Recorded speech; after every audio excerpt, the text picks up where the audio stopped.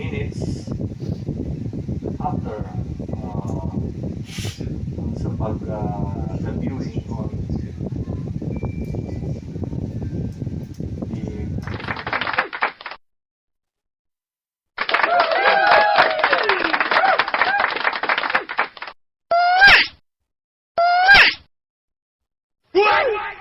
Ayan, isang mapagpalang araw o gabi po sa ating mga OFW at balikbayan po dyan sa iba't ibang panig po ng ating mundo, guys, kung saan man kayo naroroon.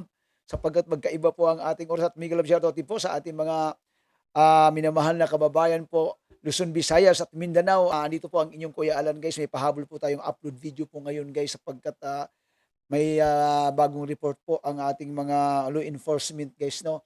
Regarding po doon sa mga nakalap po nila na na CCTV ebidensya po ito laban sa mga kadramahan nitong ating mga senador, guys, no, na kasalukuyan, lalong-lalo na po yung kasalukuyang Senate President na si Alan Peter Cayetano, ang kapangalan ko panglintik na yan, no, isang demonyong nagkatawang tao lang sa lupa.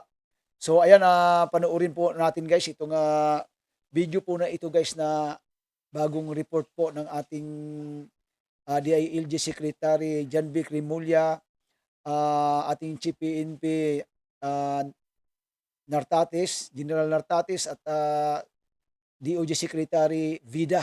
Ayan, panoorin niyo po ito, guys, at dito po malalaman ninyo kung paano po nila ginawa ang kadramahan. Bistado po sila rito. Yung mga pinagsasabi ni Alan Cayetano na the Senate is under attack. Sabi niya, di ba? Dinig na dinig niyo po yan. The Senate is under attack. Oh my goodness. Pero ang katotohanan pala niyan ay panoorin niyo na lang po itong ating video na ito. Dito niyo po malalaman dahil nakalap na po ng ating mga law enforcement, guys, ang mga CCTV camera na talagang pinag-effortan po talaga nila na hagilapin itong mga ito. Bagamat ayaw sanang magbigay ng mga taga-Senate pero nakuha po nila ito. Panoorin niyo po. Ladies and gentlemen, the Palace Press Officer under Secretary Claire Castro. Ingay kasi sa ako sa Magandang araw, Malacanang Press video. Corps. Makakasama natin ngayong hapon sina DILG Secretary John Vic Rimulya, DOJ Secretary Frederick Vida, at PNP Chief Jose Melencio Nartates Jr. hinggil sa update sa nangyaring investigasyon sa naganap na gun-related incident sa Senado noong May 13. Good afternoon, Sec. John Vic. Magandang hapon po. Kasama ko po ngayon dito si Secretary of Justice Vida, si Chief Nartates, para isaad na mga nangyari noong May 13. Una-una po, gusto ko pong isaad na pagkatapos ng 6 na araw na masusing pag-investigasyon, paghagila po na lahat ng available videos, interviews, affidavits, ay marami po kaming conclusion na nakuha. Una-una po, for the record, all evidence points that there was no attack on the Senate. I would like to repeat, all evidence points that there was no attack on the Senate. The following will be a preview of the chronology of events starting from the announcement of Senator Bato. Malamig na Said that he would be, they gave warning that he would be arrested up to the time that Senator De La Rosa escaped the Senate premises. I thought to over the mic to General Nartates. magandang hapon sa ating lahat. Ito po ay report ng Philippine National Police, particularly ang una na po ang Pasay City Police Station na kung saan sila ang unang nag-imbestiga.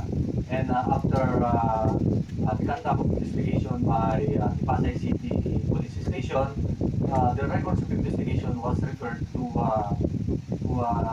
concerned prosecution office in Pasay City the next day, particularly exact May 14, 4 p.m. hapon.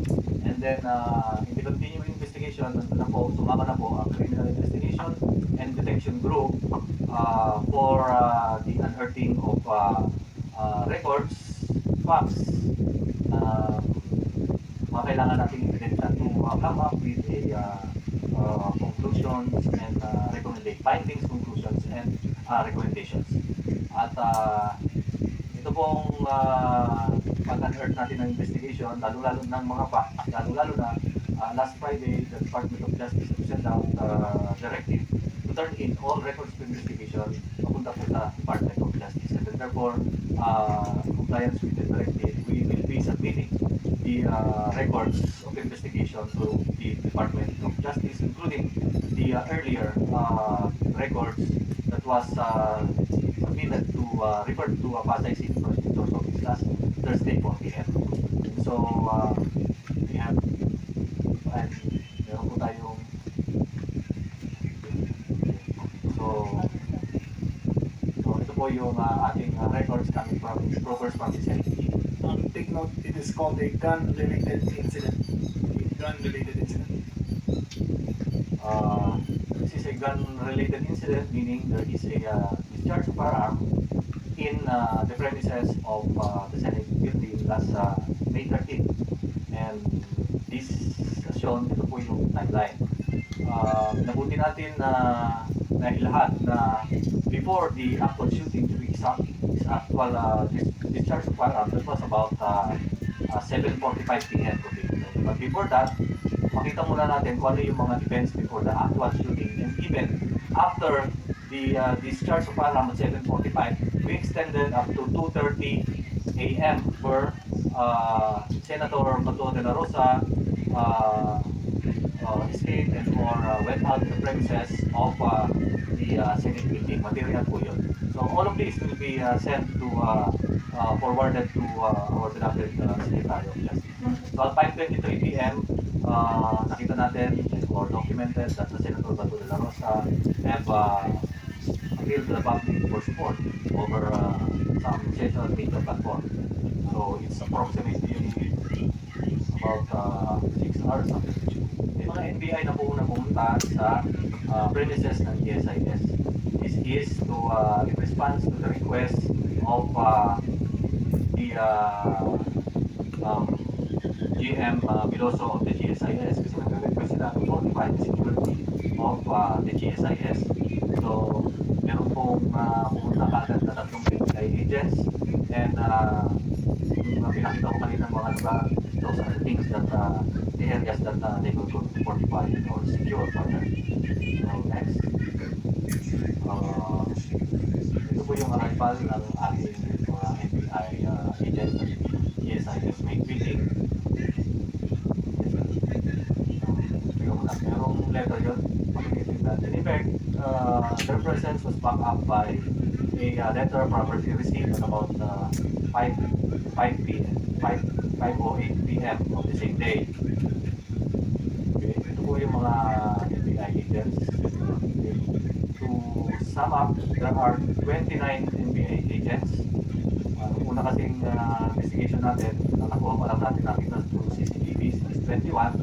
And after the conduct of the continuing investigation, we accounted 29 of them. Please take note that none of the NBA agents had tactical gear with them. They were dressed as NBA agents, clearly identified, nakalagay, but none of them had tactical gear with them. They did not have a battering ram. They did not have provisions for shape charges to breach any door. So let's just make that clear. Okay, to continue, please. These were the footages on malapit na to sa area kung saan nag-disperse ng firearm. This is the NBI, this is the GSIS canteen, which is adjacent to the Senate second floor. Okay, next.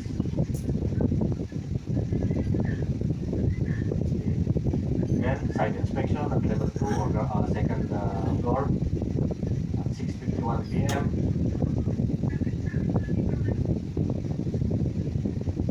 Out of the 29, there are 4 female NBI agents.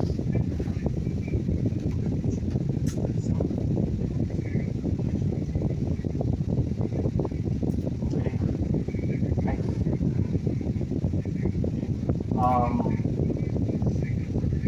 Minutes before the files were heard, ay merong naririnig din na nag-retreat dun sa when you are inside the Senate premises as well as GSIS premises. Because at GSIS premises, particularly at the ground floor, may pinto po doon na steel door na pinotify ng ating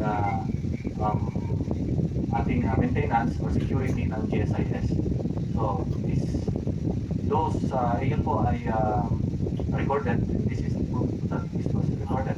For the information about all entrances from GSIS, Senate to GSIS, GSIS to Senate, since early in the morning, were being fortified by the GSIS maintenance.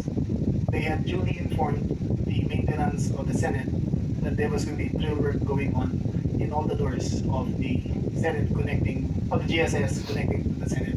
So again, the GSIS management, the Senate maintenance management had information that there was going to be fortification of doors in the GSIS area. So hindi gulatan to because conspiracy theories were mounting, but they were duly informed. So there was a drilling, and the drilling sound maririnig, and they put bolt after drilling. Several bolts were put, and then naglagay ng mga steel cabinet. And that is in the ground floor or first floor. Take note of the time, that is 7:39 p.m. For the information of the body also, the GM found it better to secure the entrances going in the GSIS because Senator Bato had called for a people power movement, and had there been anarchy in the building, the GSIS contains billions of pesos worth of artworks that are displayed in their walls. Had there been an overflow of people going to GSIS, the losses would have been incredible. So it was better, he found it better for them to secure the doors so that there would be no commotion going inside to the GSIS building. Next slide. Next slide will show what happened after the drilling ground floor. Then we will go to second floor, and this will show the second floor area. On the right side is merong pinto doon coming from your inside. You have to, on the right side merong hagdan doon. Before the hagdan may bintana, and merong pinto. And this area, this CCTV was requested or nakuha natin, secured from the CCTV of the Senate. This shows the NBI agents coming from the first floor kasi one by one sila mag-yan. Marirecall mo, marirecall niyo po, ang sinabi ko kanina, there are areas A to I. Just to add, this CCTV footage was from the Senate CCTV room, not the GSIS. So, the Senate security had full view of the people who were on that floor. Take note that none of the elements are in tactical gear. All of them were just in conference. None of them were in formation to attack the Senate. They were just checking out every floor that was in danger. That's correct, sir. And we take note of the timeline. The timeline is 6:52 p.m. up to 7:01 p.m. Wherein 6:52 sila dumating sa area na yon, and then they left that area at 7:01 p.m. The appreciation of our dear Secretary of Justice. And take note, nung umalis na sila at 7:02 p.m. particularly, dalawa po ang naiwan dyan, or NBI agent, Darwin, Francisco, and Leon.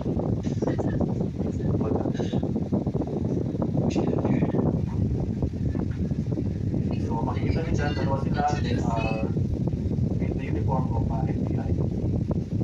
And nagbigay lang ng buwan dun sa may hagdan.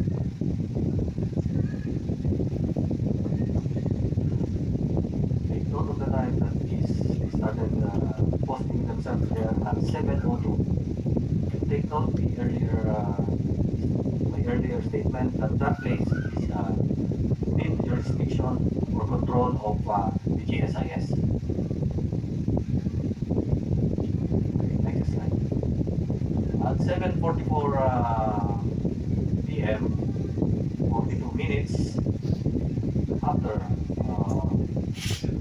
about the viewing on the second floor veranda. So, Okay. General Aplaska called the boss, please, boss. Rewind please to when General Aplaska was addressing the units. Rewind 15 seconds. There. At that moment, General Aplaska called in the USAA operatives, including the PNP and the Marines, and gave the order to lock and load. So, in his order, you can see the Marines were cocking their guns. So it was lock and load. After which he proceeded to the hallway leading to the doorway where the NBI were previously recognizing. Okay, proceed. so that's the video when they organize themselves to go to the area. Take note that Postis, General Aplaska did it in full view of the press. In full view of the press, he gave the order to lock and load, and he asked them to follow. He allowed them to follow up to a certain point. In normal situations, if there is a perceived confrontation, you will clear the building of all personnel because of possible stray fire. However, he allowed them to follow. Okay, proceed please. So this is one angle video going to the exit, so going to the veranda. As you can see, the Marines are in single formation according to their training, staying to the side of the wall. Okay, proceed. Followed by the PNP. Followed by the PNP who formed a perimeter line at the very end, at the end of the hallway. Proceed. Okay. Next, take note of this time. This is the CCTV footage taken at the veranda. The CCTV footage is owned by the Senate, and we requested it, and binigay naman. At this will show, kung matatandaan nyo kanina, 6:50 something, 6:52 p.m. up to 7:01, dumating yung bulk of NBI. Then, this is the actual video wherein makikita nyo may burst of fire. Merong puso. Just to also be clear, nakita nyo during the video na may mga lights na dumadaan. Hindi puputok ng paligid. Those are insects that are flying across the lens. But we will show you clouds of smoke and possible mass of fire that actually occurred. Kasi may kita nyo mamaya may gumagalaw-galaw eh. Makakala nyo nagpuputukan. Hindi po nagpuputukan yan. Those were instruments of, those were insects. Look at that. Insects yung gumagalaw din. Okay, go proceed.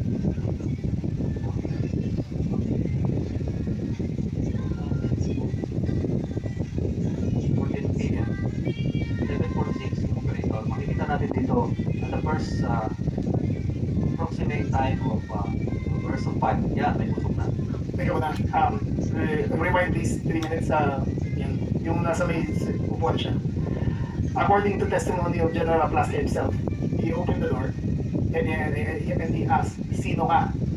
The agent identified himself as NPI. Shortly thereafter, he fired 3 shots into the, not exactly the direction, but 3 shots towards into the vicinity of the NPI agent. You can see the muzzle fire of the blast. Pakita mo, General. Rewind, please, rewind. 10 seconds. Yan. 1, 2, 3. 3 firearms. 4. Yan, upload sila. Withdraw. The agent withdrew behind the air conditioning duct units. And because he was being fired upon, he discharged a cover fire.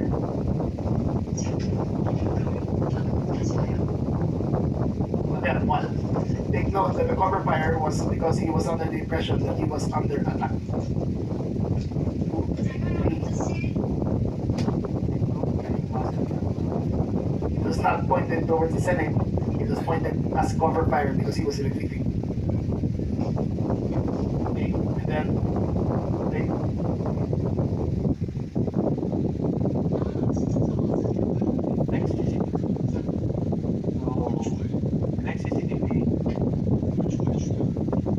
At this point, the officer in charge instructed the agents to not engage, do not engage. So they retreated. He was waiting for them. There was no, that's not a gunfire. He was really waiting. The instructions were to not engage. Agent, Ledesma yung, sino yung, De Leon was in the retreat. He was waiting.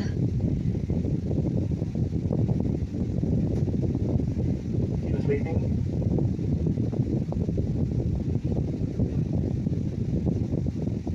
Forward a little. Forward a little. There. Then that was after the exchange. Well, that was after the cover fire. He looked behind if there was anyone following him, and they both retreated towards the canteen.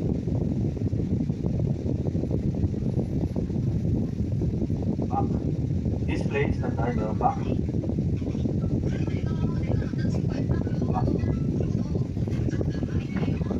Back. There's a former slide. Former slide. Ito yung makikita natin. That CCTV video place. The area is beyond this place. Okay, next.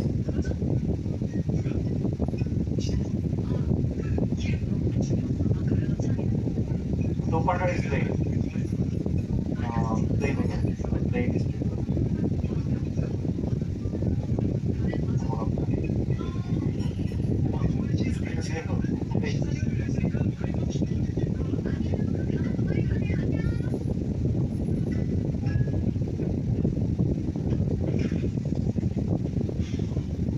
this video was is owned by the Senate. So I will present this picture.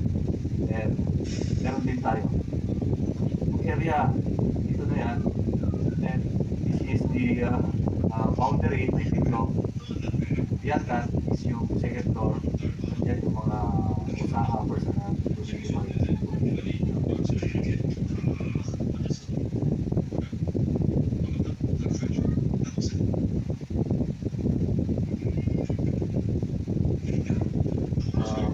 before that one slide before that.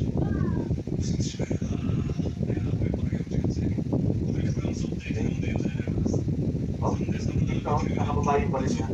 Asal down. Was being accosted or being challenged by sa general class. Okay, next slide.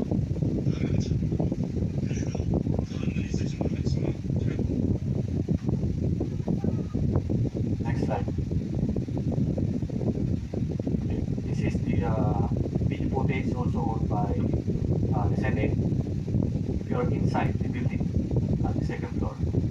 That one is Jebel Ledesma, sir. Usaha personal. Yung unang-una. So, pause, if you can see, pause please, pause. If you can see, the second Mr. Ledesma, member of the SA, was speaking through the window. Sumilip siya. Sumilip siya dyan. Rewind din ng konti, 5 seconds. Rewind ng konti, 5 seconds. And he just stopped to go, and look, he bent down, and he was speaking through the window kung sino on the throne. So clearly he saw that there was one person in the premises. Okay, we'll continue. Stop. Where is Mr. Laplaska? Dito. Alaska, the one being held by, The one being held by the back? yes, That is General Laplaska. Okay, watch this. holding a long firearm. He was holding a Scorpion CZ 9mm pistol carbine. Okay. Further, go. You open the door. Open the door. Ask. At that point, I think he was asking. And at that point, the NPI agent was retreating. And there, stop. You can see that suddenly the reactions of the Marines were in ready position. We assume that this is the first time shots were fired by General Alaska. Continue. He closed the door. Lukulong niyo po.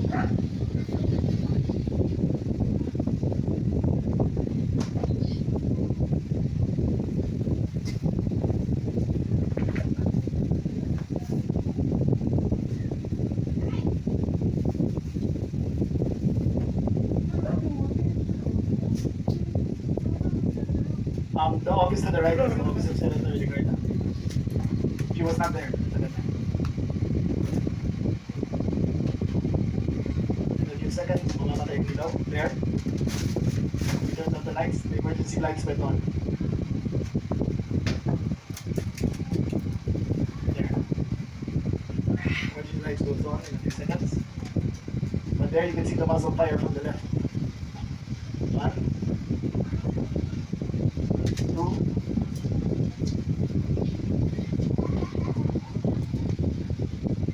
3.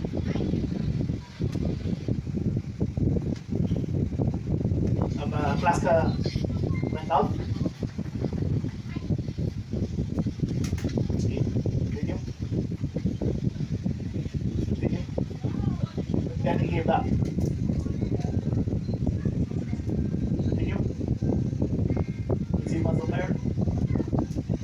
Plaska pointed the gun towards the window and tried to discharge the firearm. However, the gun jammed. He tried again, the gun jammed, and then his aide fixed the gun for him. Continue. After which, he discharged the firearm again.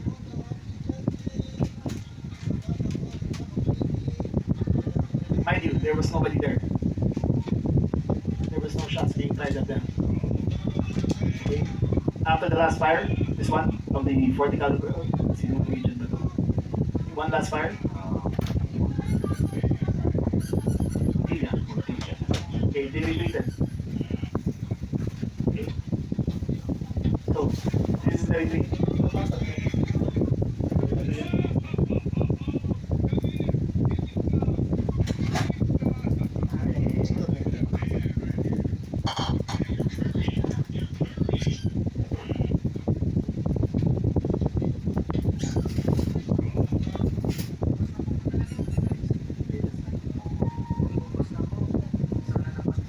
From all available video footage, from the time the door was open and the first shots were fired until the last shot was fired, it took all of 3 minutes and 20 seconds.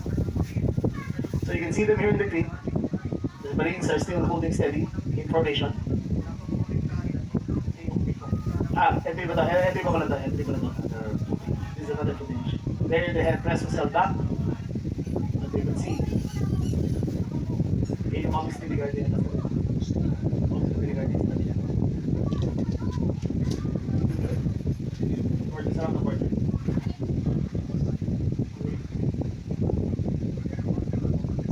Akin na lang may shootout sa tayo. Okay. So, take note of the time.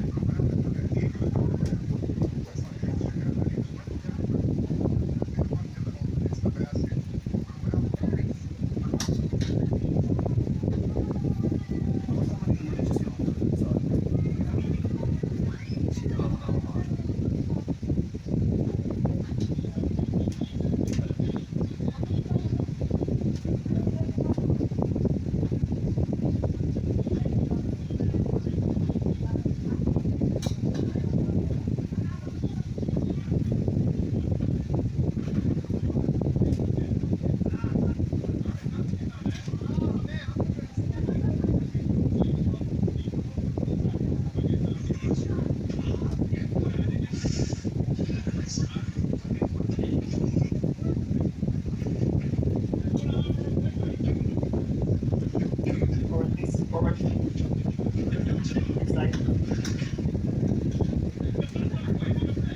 Here is the picture of the FBI agents in the group.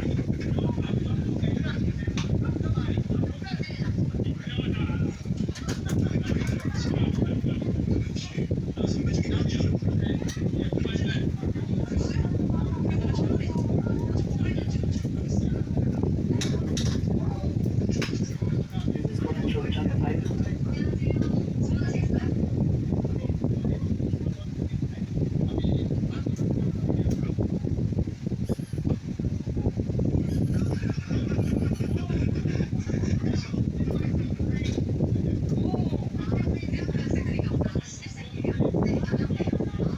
Okay, I arrived there approximately 8:35. after which I met with the senators and I gave instructions for the PNP to do mopping up operations, clearing operations in case we did not know the nature of the incident yet. Then I instructed them to mop up the building to see if there are any unwanted persons in the area.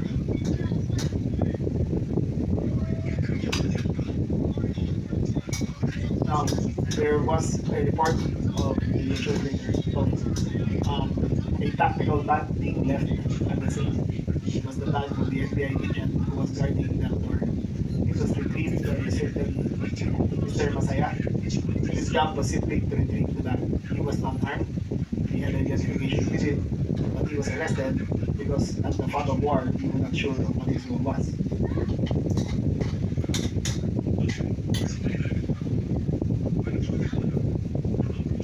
So here is Tia Ambrosio who was embedded into the operation by accident. If she was not invited, it was by accident.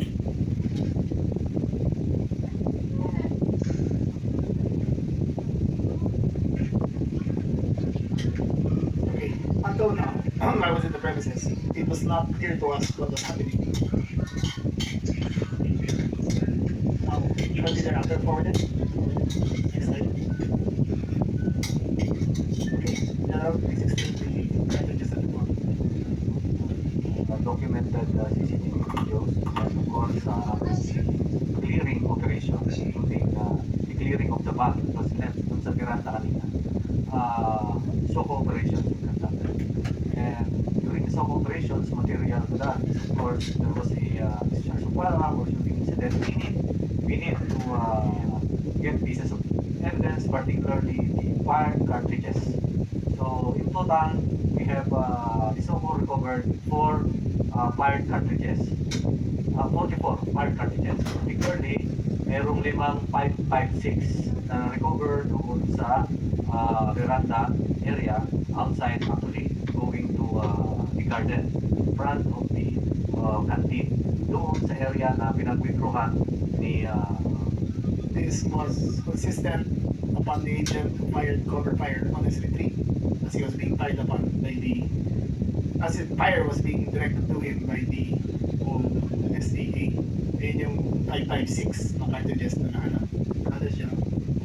as well as doon sa outdoor yun, 5 pieces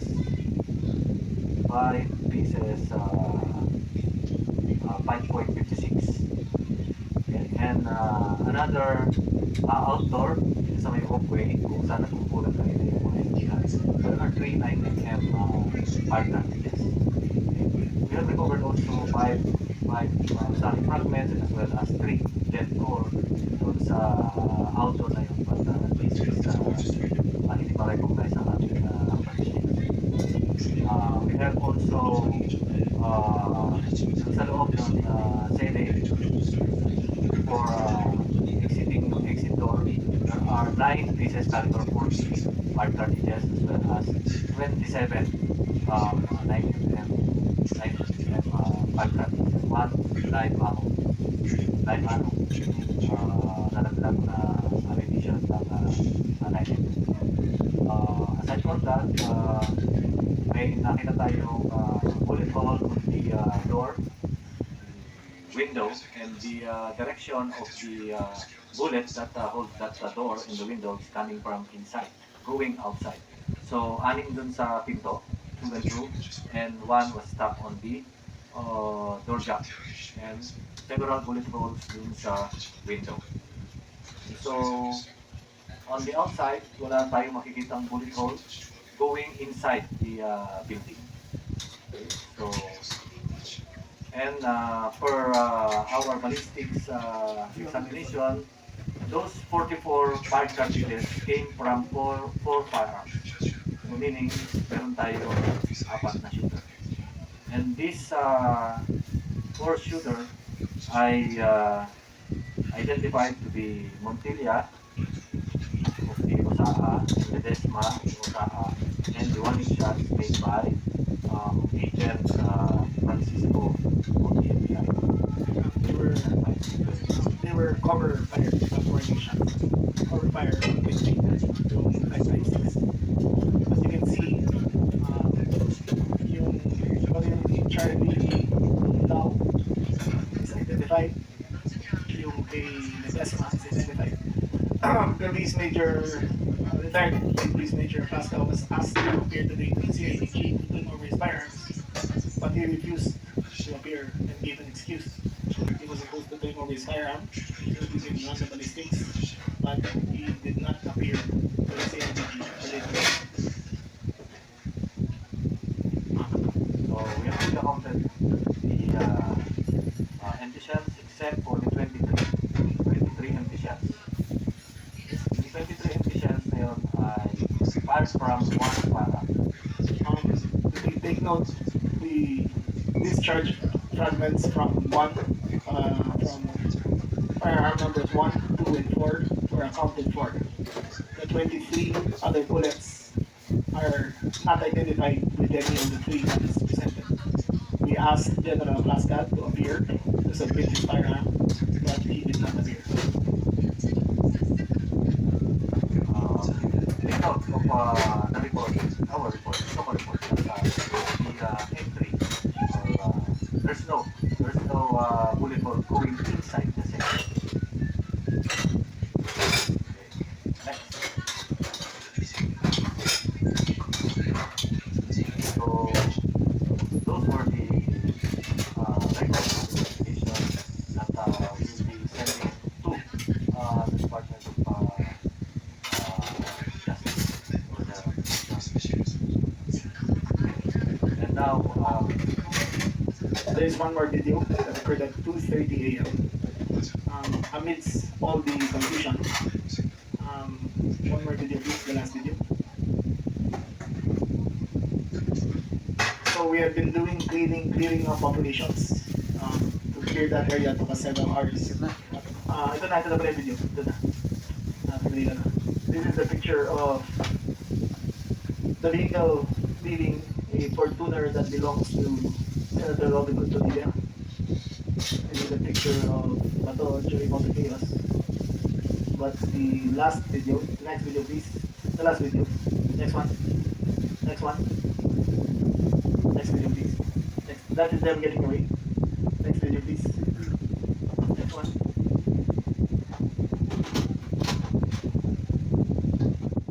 At ayan mga minamahal kong kababayan, abangan nyo po yung karugtong niyan kung paano po bumaba si Bato de la Rosa nakasama si Robin Padilla at sumakay po sa kanyang SUV ni Robin Padilla. Yung kulay puti po na yun na pinakita sa huli. Oo. Doon po sumakay ang dalawang ito si Senator Bato de la Rosa at saka si Robin Padilla. So abangan nyo po iyan guys at i-upload po natin kaagad kapag mayroon pong karugtong na may report po kaagad ang ating mga law enforcement case, no? Okay? Hanggang sa muli po, salamat po sa patuloy na suporta. Mag-ingat po tayo palagi and God bless.